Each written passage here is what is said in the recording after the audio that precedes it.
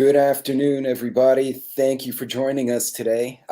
This is the Roaming Prepper channel, and once again, we have Tarsha from Triple Threat Firearms joining me. Texas Redleg and Hello, everyone. Texas Redleg and Off the Wall both got work calls tonight, so Vision Preparedness has been gracious enough to say he'll join us. He's getting set up in the background. So while we're here, we'll kind of start rolling in with the chat, and I hope everyone is doing well. Oh, wow, the chat's been going for a while now.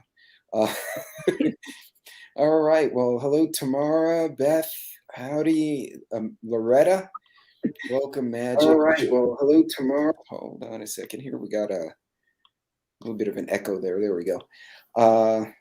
Nate, hello, hello. And Caribbean House, welcome. There's Vision. And who else are we missing here? Scott, hello. LG, we got a good crowd here tonight, Tarsha. I see that. Nice. So cool. Redleg said if he can get a break from his late work call, he will come in for a few minutes and kind of come join us, at least come say hi to everyone. It's been, I don't know about you. Are you seeing just not enough people to do work lately on your side, Right. Tarsha?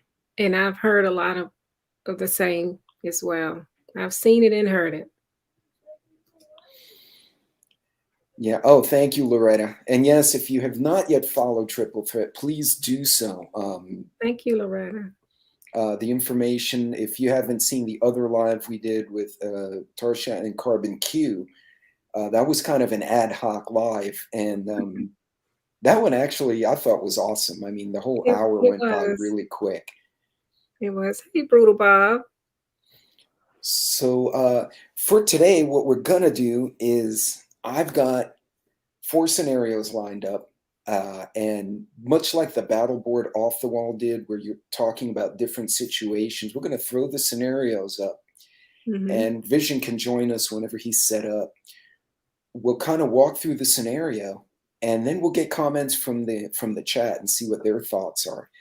Okay. So let me see if I think Vision's getting set up in the back. We kind of caught him. Yeah, he's getting set up in the back. So, folks, we'll go to the first one, and here's a good one for you. And oh, there he is. Hey, man, welcome. Good evening. How's everybody doing? Good, good. Hey, Vision. Hey, Triple Threat. How are you? I'm doing good. Good, good. Yeah, when the big dogs come, you run. So, I don't know if I'm a big dog. Yeah, in my eyes, you are. I've learned so much from you, Pete. It's crazy. I'm more the ornery dog in the other guy's yard sometimes. You sound like me. Oh, yeah. But so, folks, Vision wasn't on my channel last live. So why don't you go ahead and tell everyone about your channel since we have you here? Okay. And just kind of what your angle is, what your thoughts are. Go for it. Okay. Vision Preparedness. I'm in Ohio. I have been prepping since Hurricane Katrina. Really opened my eyes that I can't depend on anybody to help me or my family. And been prepping off and on since then. And then when Charlie 19 hit, I kicked it into high gear, because when we went into the so-called lockdown, it was insane. So, and then I started my channel this past April. And I live out in the middle of nowhere on 5 acres of land, and it's the best thing I could have ever done. And I should have did it 20 years ago. But, I've met so many great people, such as yourself, Roaming Prepper and Triple Threat, and a slew of people that are willing to help and just give great advice, because there's nothing like like-minded people. And so I'm building our channel. We also have a company, and I'm not going to do no self promos about it because the website's not finished, but it's to help out the preparedness community also. and Cool. I'm humbled and excited to be here. Well, this is awesome, and I'm glad I saw you in the chat. Texas Redleg and I actually got to meet in person out here in West Texas. Okay. We were on work calls in the same city, Right. and we wound up meeting at Black Rifle Coffee, which was just most appropriate for the two of us. Exactly. Yes. Yes. And he's such a great guy, knowledgeable dude. Right. So definitely, and Tarsha and I have done lives with him before. So Okay. folks, Nice. make sure you follow Texas Redleg, and of course Off the Wall, who started the battle board. So what we're going to do tonight is I've come up with 4 scenarios that I thought were relatively realistic because it's stuff that has happened in the past in one way, shape, or form. And then I'm going to throw it to the two of you and get your thoughts on how one would react to this. Because I think as we go through different scenarios, it's kind of Tarsha and I, before we started, we're talking about training backstage. You know, if you buy a firearm and never use it, and in an emergency, you put the mag in backwards, or you forget to turn off the safety, you know, you don't train. Yeah, exactly. So, ladies and gentlemen, I'll start with the first scenario, and this one will be interesting. The stock market crashes, and we're all at work.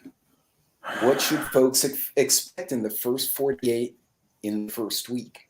This has actually happened before. So, ladies first, and we'll put Tarsha on the spot. Absolutely.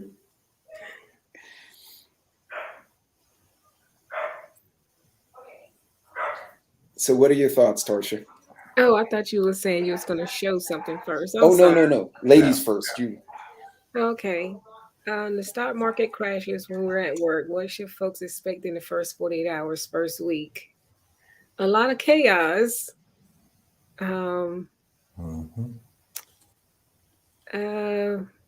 People scrambling to get some money, scrambling to get groceries and food, and a lot of violence will take place.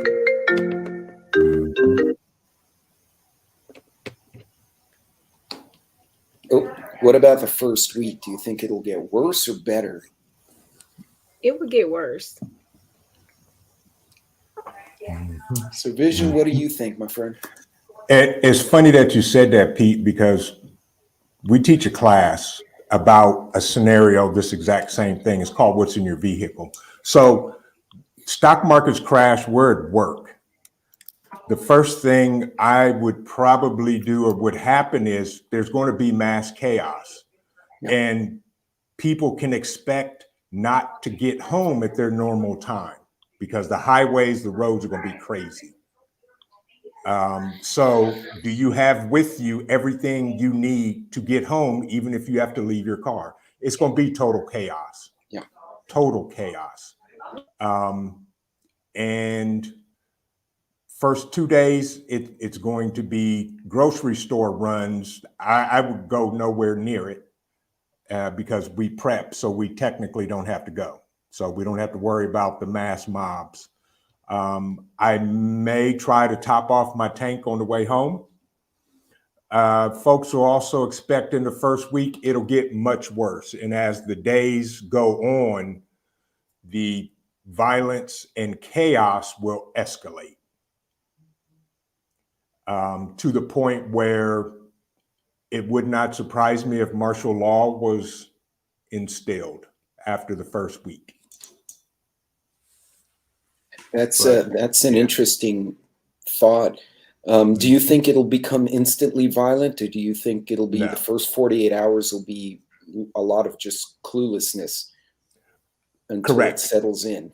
Yep, the first 48 hours is going to be clueless because they'll say, "Oh well, they'll save it and fix it tomorrow," but tomorrow's never going to come.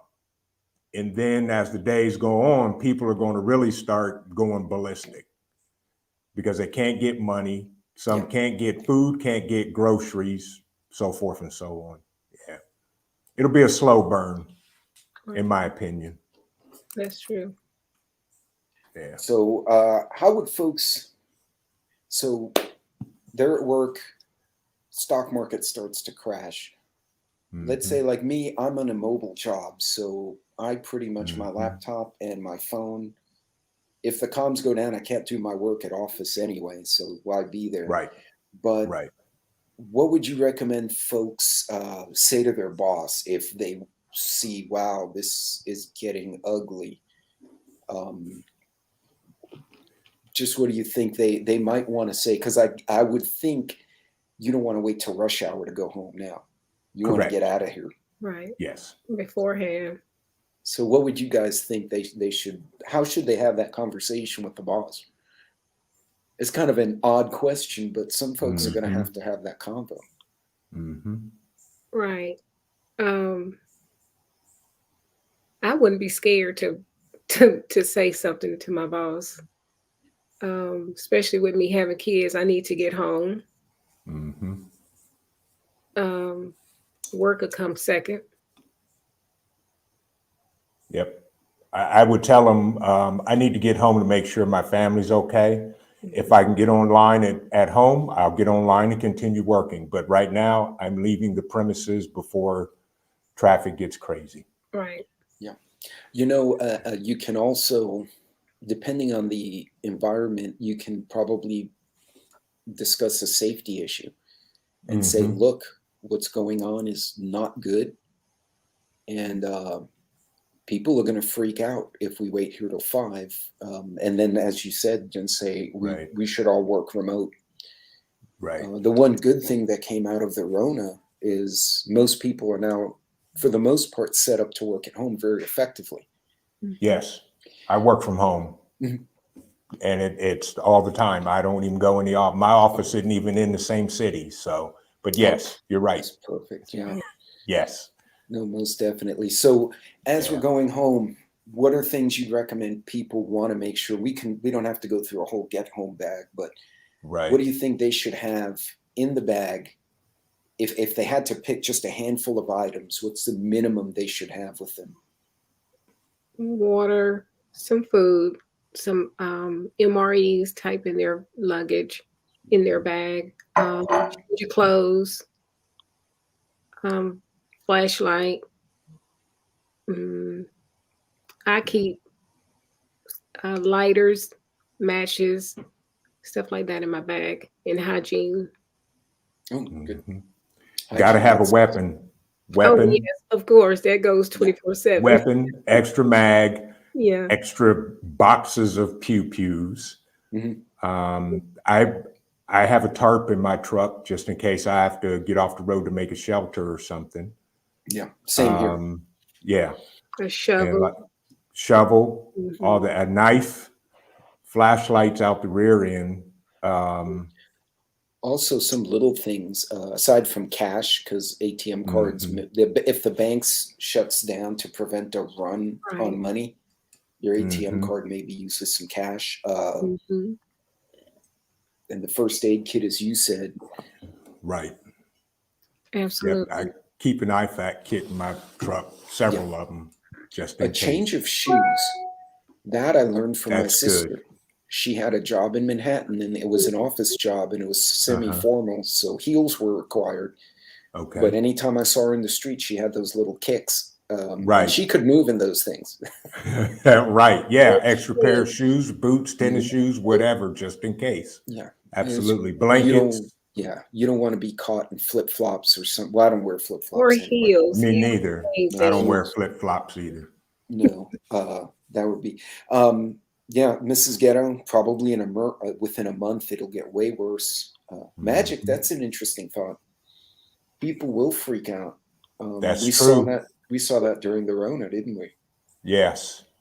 Yeah. Those that are losing mega millions in the stock market, Mhm. suicide. It happened So before, jumping out windows. they just Mhm. had a man jump out of a building in Wall Street last week. Hmm. Really? Hmm.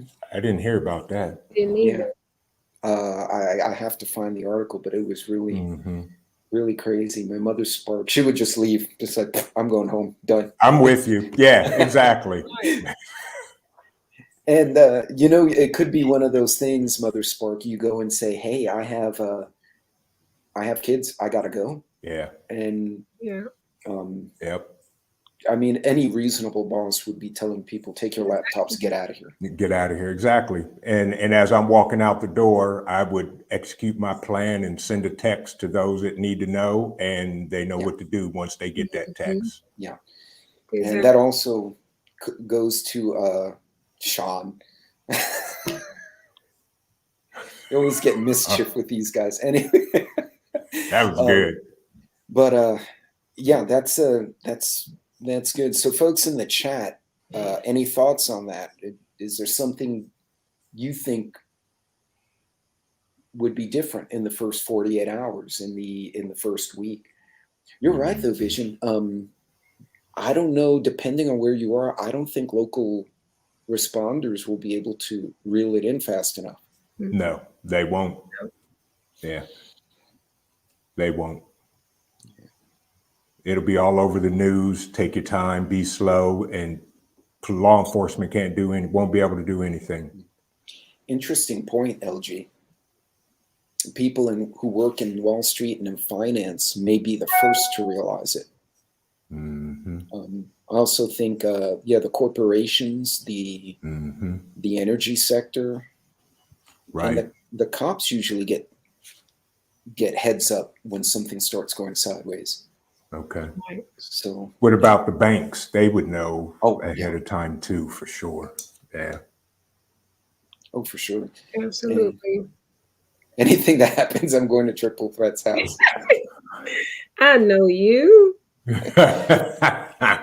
Hey, Northern Girl, the gentleman at the bottom is Vision Preparedness, and he has a newer channel. We've actually been on panels. Who are we on a panel? Yep. It was My Mother Sparks and you and me. That's right. Yeah. Yeah. That's right. So, Northern Girl was one of the first people to invite me on a live when I was starting off. So she's probably one of my oldest friends and colleagues on YouTube. There you go. Wow, that's nice. Nice. And in my Northern Girl hobbies. So, and she's up in Canada, and she's had some great video. Yeah, I'm a subscriber to her channel. Oh yeah. Yeah. So, okay, so we're gonna go to the next scenario, and we're gonna see. This one's gonna be a little more, again, something that happened actually more recently in 2020. You walk out of the mall, and there's a riot in the streets. What steps would you recommend to safely get home? We'll let Vision start with this one. First, I'm going to assess the situation. If I hear gunshots, I'm going in the opposite direction and maybe not draw my weapon just yet until I see somebody. I'm going to try to get to my car, because anytime I go to the mall, I park away from as far as I can get, especially if there's nobody with me that's complaining about why I parked all the way out here. So exactly.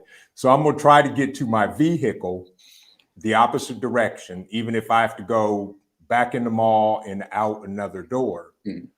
But, first thing first is to get away from where the chaos is safely. For sure. Especially if I have my kids with me. Oh yeah. They know what to do, and I'm like, let's go. But immediately putting as much distance between the riot and myself as I can. And then once I get to my vehicle, then I pull out my weapon, set it on the console, and try to make it home. Yeah. That's sound advice. Triple Threat, how about you? What are your thoughts? You walk out, and outside of the parking lot in the mall, there's a full-blown riot in the streets. I'm going to do whatever I have to do to make it to my vehicle. So you already know what that means. So right. Yeah. Right. And make it home. It's just the fact that you have to have those skills in the mindset to maneuver through all that. If you panic, you're done for.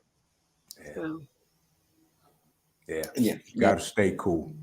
I'm taking action immediately. Yeah. And more than likely, if it's a riot, they're not going to notice individuals right away. Yeah. Because they'll be rioting against something or someone. Right. It's interesting. So the Army put out a manual, and I wish I could find the PDF again, of how riots form. And I can't remember all the details, but typically they'll be rioting against something like the police or building, like we've seen in the last couple of years. So yeah, get to your vehicle quickly. Now, if the vehicle is not accessible, or if you can't leave in the vehicle, you get to your car, but you can't drive away. Say there's burnt cars, you can't leave the parking lot. What would you do at that point? What would you suggest people think of doing? If people were riding against the mall, trying to break in, destroy the place, I wouldn't stay there. Yeah. I would travel by foot, go a back route, do whatever it is that I have to take. I'm so sorry about that. Oh, no worries. Just get through certain paths. Like, I already know how I would get home from the mall in my area. So I wouldn't go the route that everyone else would travel. So I'll be going a separate route. Caribbean House has a good thought. Map out different routes to get home. Yeah, the normal way will be bumpy, bumper to bumper. So yes, yeah, I wouldn't go that direction. I'll just go the back route. Yeah, and I have no problem going up and over sidewalks either. Oh yeah, no. If you're without a doubt, yeah. In my truck, I'm going over sidewalks and I'm moving out the way. So Sean has all the dad jokes today. Hop on a Vespa with Angry Bird. Sean, you're killing me. Oh man, that's just funny. All Americans got a good point, and granted, you could say, well, we wouldn't know it's happening, but if you pay attention, you kind of know when things are starting to get sketchy. Right. These things don't just like not typically, they don't magically appear. So because me and Vision had that same discussion maybe a week ago when I said that we will know before everyone else knows. Yeah. Right. So because I would not be traveling to a mall or anywhere when I know that something is about to go down. Right. Yeah, and it all goes back to situational awareness. Go gadget helicopter hat. Yeah, that's why, and I teach my son that. We play a game when we go into a restaurant, before we get out the car, I'll say, okay, tonight's game is how many people are in the restaurant and how many steps is it from the door to our seat. And we do stuff like that. What's the guy behind me? What's he wearing? So my son's facing me. What's he wearing? How many people are there? How many kids do they have with them? Who in here looks suspicious? We do that all the time, everywhere we go. Right. And now it's to the point when we go somewhere, he'll nudge me and say, "Hey, Dad, look at that guy over there." And I'm like, "Good eye, son. He looks creepy. Good eye." Yeah. And it's not you're being ugly. You're teaching awareness. Right. I did a video when the riots first started. It's one of my earliest videos, and it wasn't very well done, but I talk about the color palette because all the videos I saw, whether it was Antifa, Nazis, whatever moron of the day was rioting against whatever they were rioting, the color palettes were very dark. Yeah. And one guy was running around in like a light blue shirt and khaki pants, and this poor guy stood out so much. It was like a candle in a dark room. Yeah. And they just pounced on him. And in the meantime, if you look behind him, there's a guy with his kid, and he has pulled her hoodie up and basically made her look like a little ninja. And he rolled her up and then squeezed between other people and just kind of, and you wouldn't notice because you're watching this poor fool get a beating in front. And the guy with the kid just vaporized into the back. Nice. Mm. Yeah, exactly. And I said, he knows what's going on. Right. Yeah. But yeah, Yeah. a change of clothes that may be, I don't know, make you look like a rioter. That sounds terrible, but Right. It mutes you. yeah, Yeah. Right. mute yourself. And that goes back Mhm. to the change of shoes, change of clothes in a vehicle. Right. You know, you go from a 3-piece suit into blue jeans, a hoodie, and a baseball cap, and you're suddenly very not exciting. Exactly. Yeah. And that's my game, because I don't like people. So I try to just be invisible and walk right by you. Okay, so Northern Girl says they were wearing all black in Ottawa. Mhm. Okay. So yeah, dark, and that's something else I noticed. They tended to be very dark tones, unless they were wearing red or green for some reason.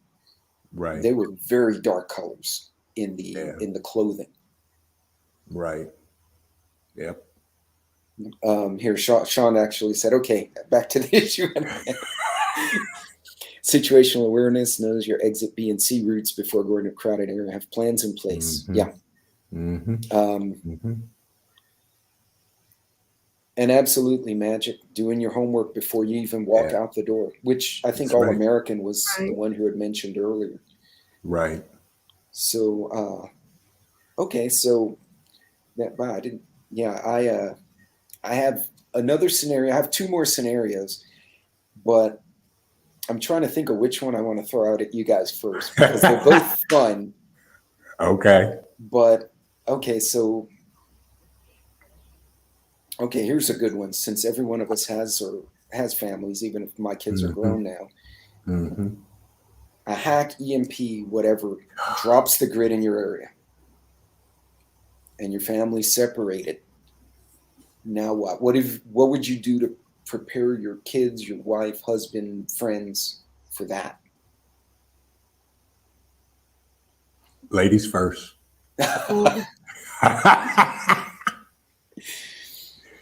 I already discussed with my kids, Yeah. if we're not together, Mm-hmm. what is our meeting place? Mm-hmm. How are we going to go about getting to that spot? We're going to have we have our backup contacts or locations to trusted relatives.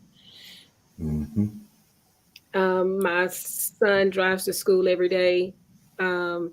He knows to get his oldest sister, and I get my 2 youngest ones, and we all meet up at our location. Okay. And does your oldest, I'm assuming the kids in the car, the extra car, have their own get home bag. They do. Okay. Have you loaded? I'm assuming it's different than yours since he has to go to school. Yes. What did you put in a teenager's bag? Because I made one, but I'm curious what you put in yours. Yeah, they have the change of clothes.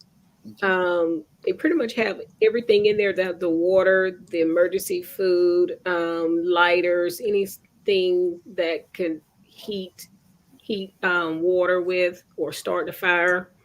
But the only thing that I cannot put in his vehicle because he goes to school is a knife and a handgun. Right. So he pretty much have everything except for those. Right. So nothing weapon-like that he can Yeah, get in nothing trouble. weapon like that, because that'll get him in trouble. Yeah. Hey, Daryl Calhoun, welcome. William. The folks are going in and out so fast. I'm trying to put them up on the screen, and I've lost track of who I think I've clicked on myself at least once, and Sean. Yeah, I lost track. Sorry, guys. Yeah. Vision, how about you? We wind up in a situation where the grid goes down, even if it's in your state, because it almost happened in Texas. Yeah. We have a plan, and my kid knows what to do. If he hears from me or not, he knows exactly what he's supposed to do and where he's supposed to be. He has a bag that I put in his car, and I told him literally, do not take this bag out. Do not just rummage through it and get stuff because you needed something. Now, one thing in Ohio, which is interesting, that when they passed the law that says you can conceal and carry without a permit, you can carry a weapon on school property, but it has to stay in your vehicle. Oh, Exactly.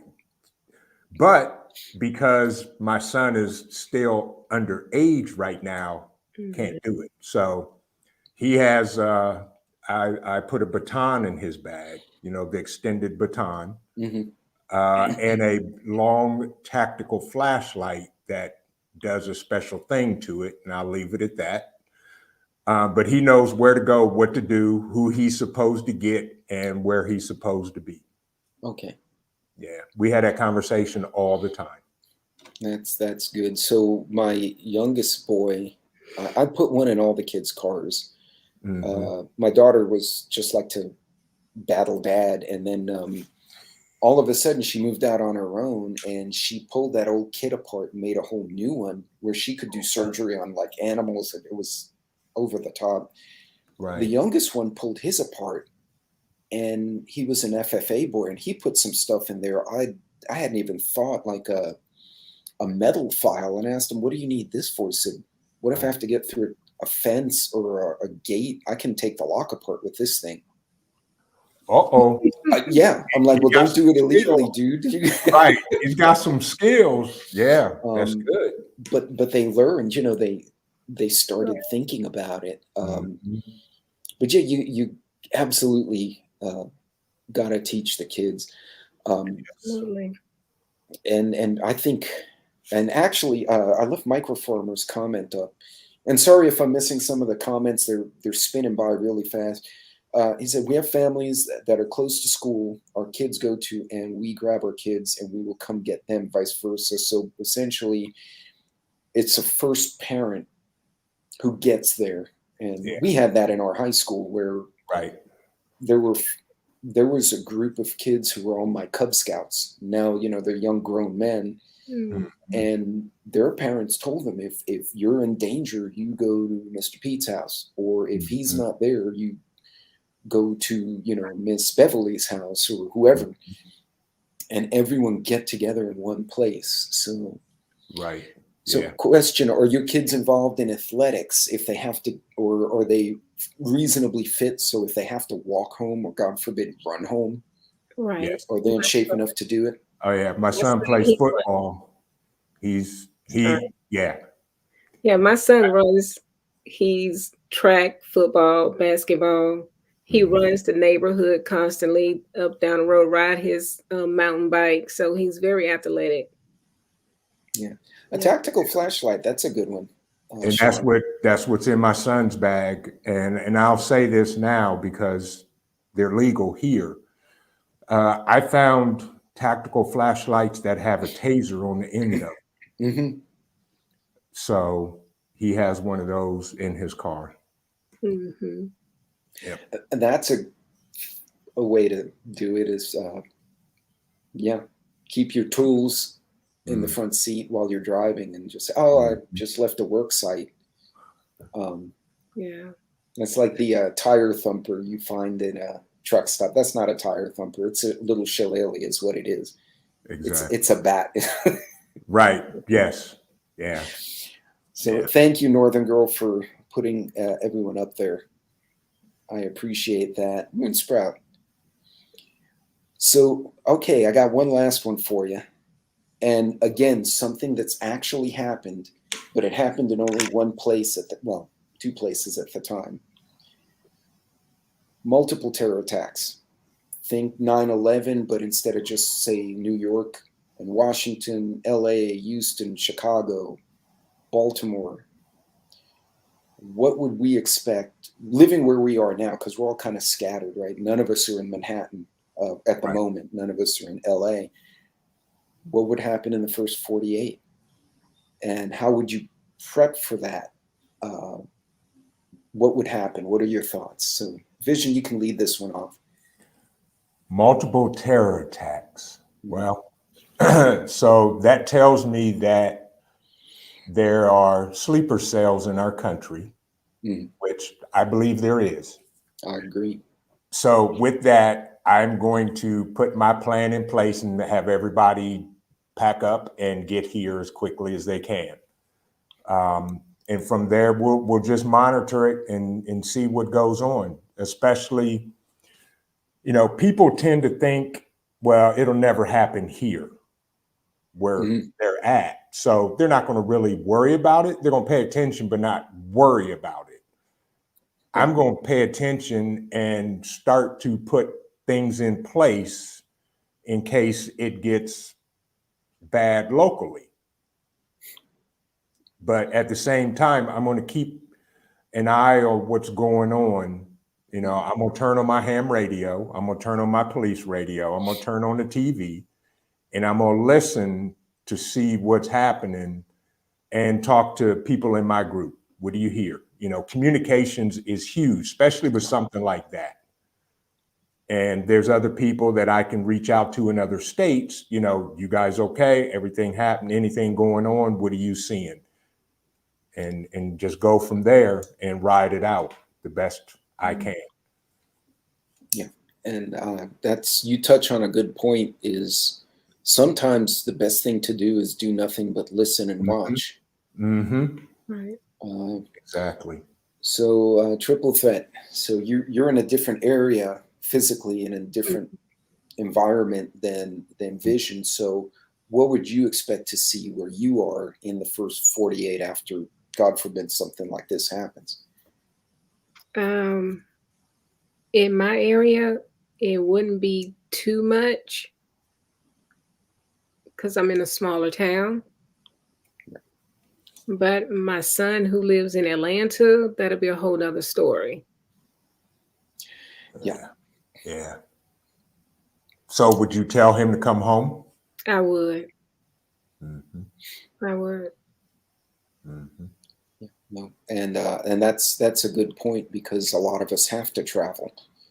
Right. And just, we live right now, I can walk home, probably take, you know, if I'm just peacefully walking home, not killing myself, it'll take me an hour to get to the house. Right. But in Houston, from where the suburbs were to downtown, was 30 miles at, you know, 3 miles an hour, you know, a brisk walk. Walking. Exactly. That's still, you know, 7, 8 hours, 6 to 8 hour walk. And that's assuming you don't have an injury, you don't get diverted because of a flood, something happening.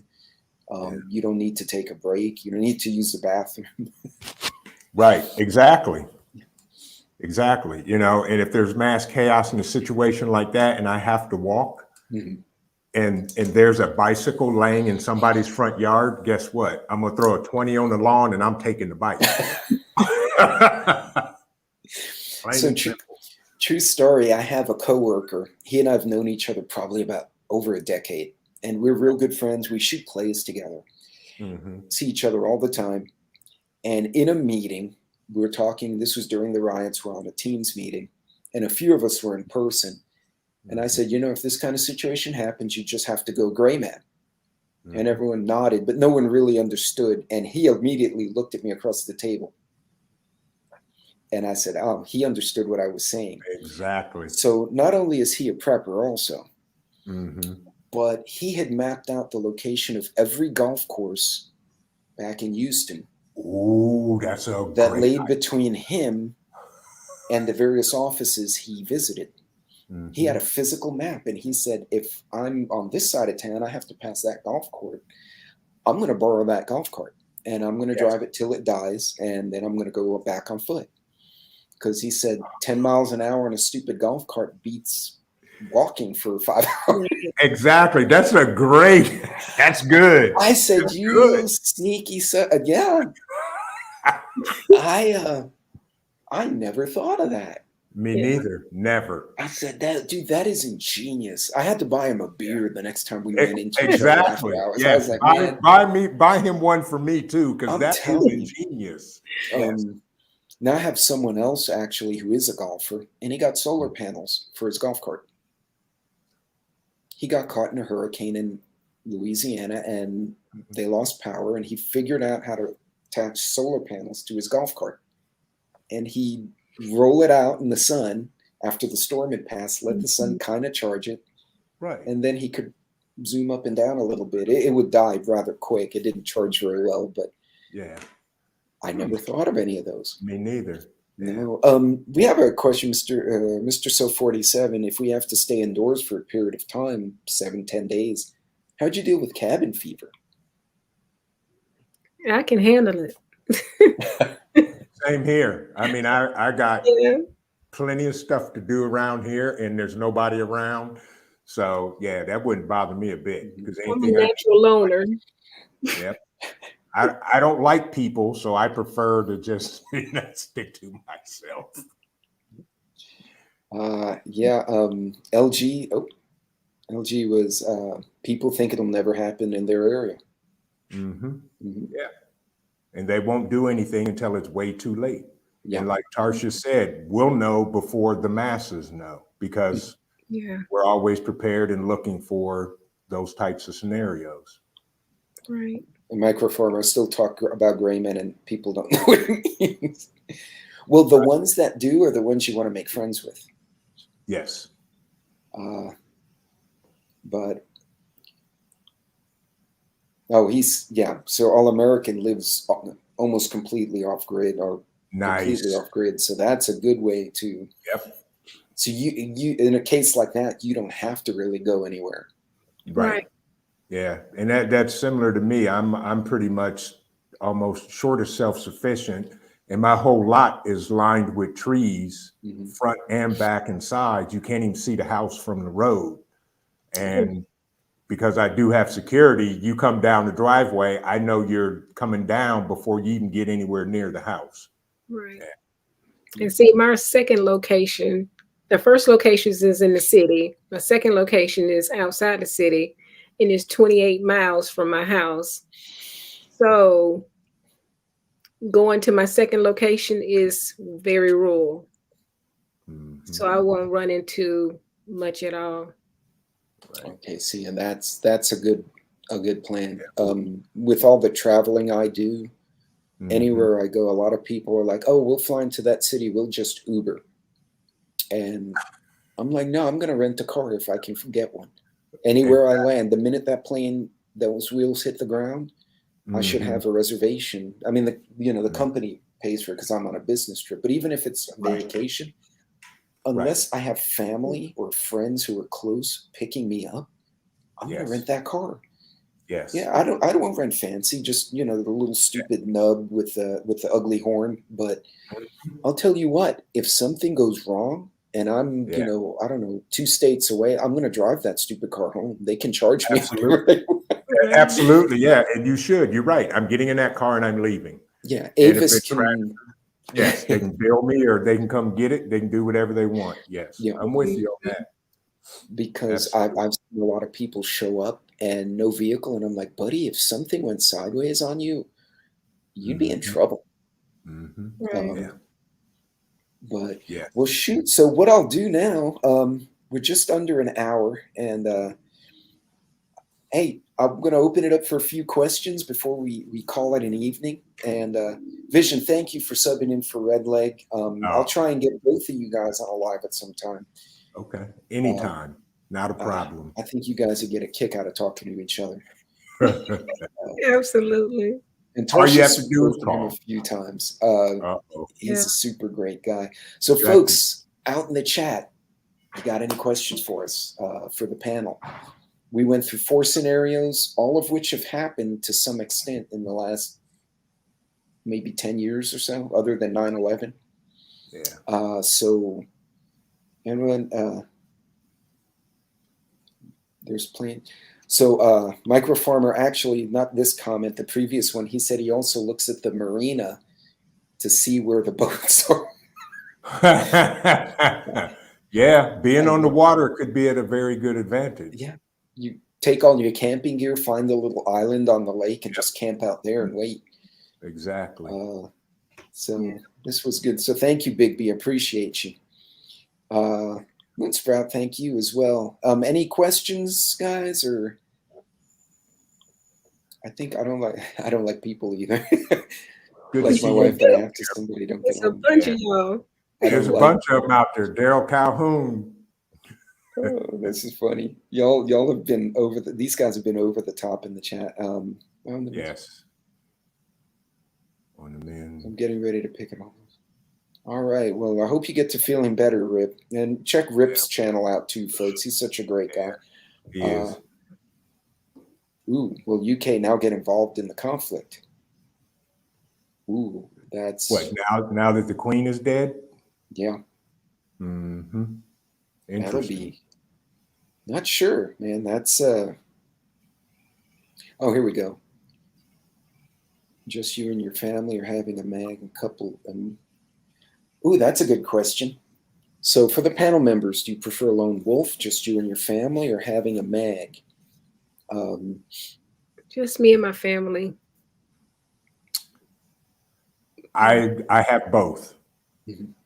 I have my family, and right now I have a group of guys that we can count on each other, and we're always a radio shout away. If something goes down in one of our houses and they need help, then we help.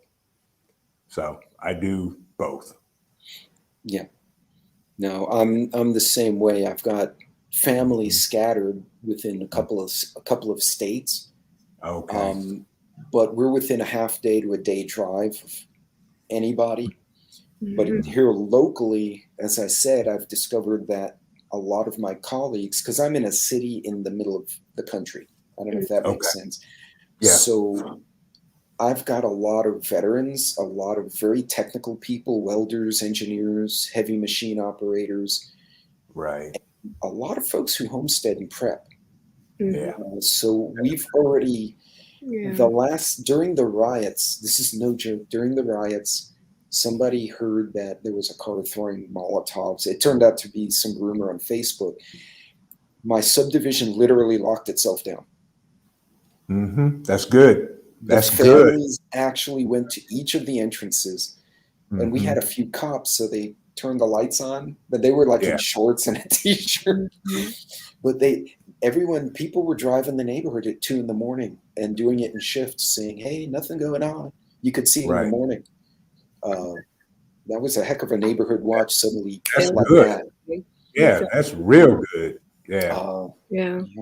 Like I know a few people in the homesteading community here in Georgia, but it'll be hard to create a mag with people in my local area because I've been doing, the gun safety classes, and it's been not too much of a good turnout. Really? Yeah. They're not interested in it. They're not interested in prepping as well. So it's just maybe 2 other people that I know that I can depend on. That I can almost like a mini mag. A mini mag, right? And one is in that, so it's like it's real slim. It is, and that's funny that you mentioned that, roaming prepper, because that's what my live is about tonight: how to create a network of people.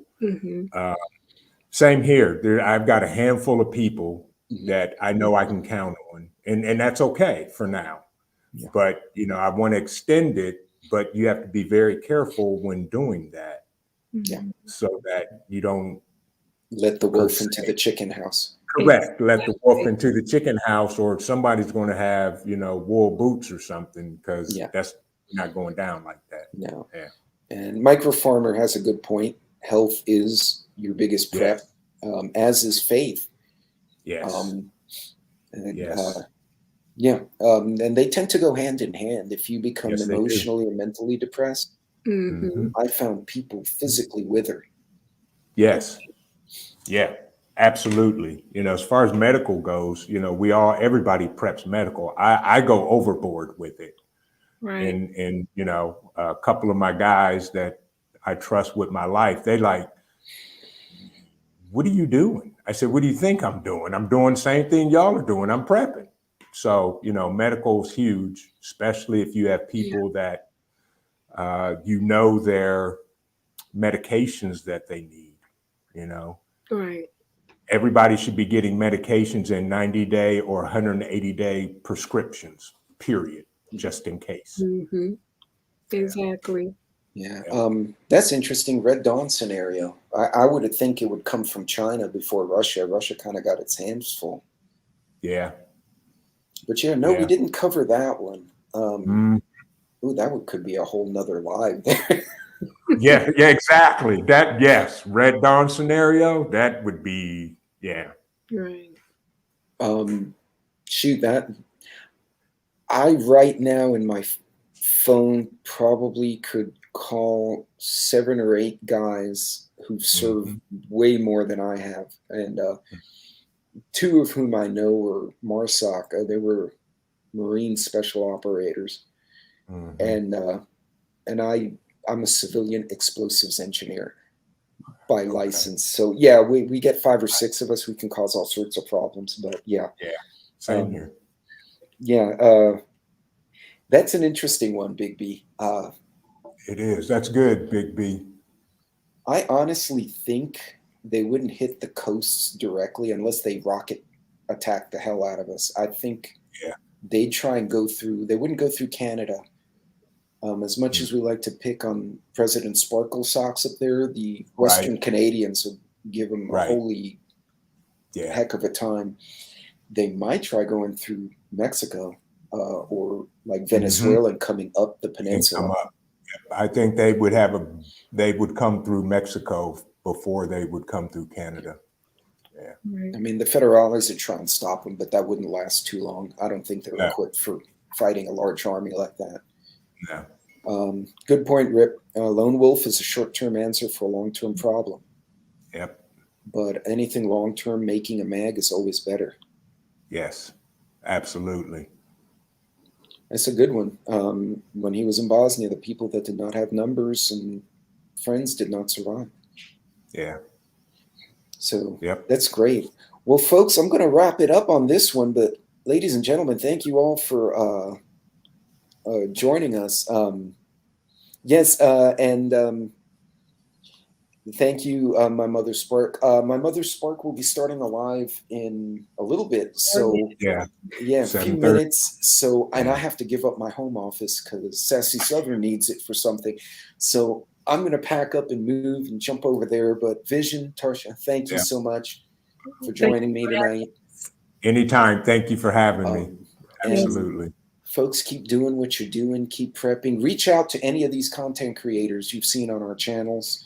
We all text and chat constantly in the background. Even Angry Prepper, Hudson Valley, Catskill, Off the Wall. We're always texting and emailing stuff back and forth. So reach out to us if something's really bugging you, if you're in trouble, or you're just you hit a wall and you can't think your way through it. Just reach out. But folks, I'll end the broadcast here. Thank you all. Vision, Triple Thread, hang out just a sec as I kill it. And we'll talk on the back. All right, folks. Well, God bless, Godspeed, and we will see you on the next live. Bye-bye. Take care.